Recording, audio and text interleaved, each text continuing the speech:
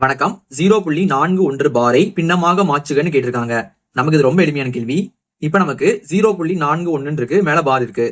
இப்ப இதுல ஒரு புள்ளி இருக்கு பாத்தீங்களா? இந்த புள்ளி பேர் என்ன அர்த்தம் பாத்தீங்கன்னா தசம புள்ளின்னு அர்த்தம். இங்கிலீஷ்ல டெசிமல் நம்பர். அதுக்கப்புறம் நமக்கு ஒரு 2 நம்பர் இருக்கு. அத 2வது நம்பருக்கு மேல ஒரு கோடு இருக்கு. அந்த கோட்டுக்கு என்ன அர்த்தம்னா அந்த கோட்டுக்கு கீழே உள்ள நம்பர் பாத்தீங்கன்னா திரும்ப திரும்ப வந்துகிட்டே இருக்கும், முடிவே இல்லாம.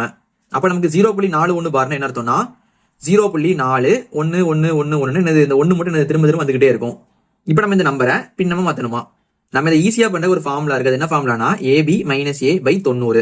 இதுல ஏங்கிறது முதல் நம்பர், அது என்ன இருக்கு, நமக்கு 4 இருக்கா, ஏனா 4, பிங்கிறது நமக்கு 2வது நம்பர், அது நமக்கு 1 இருக்கா, 1 போட்டுக்கலாம்.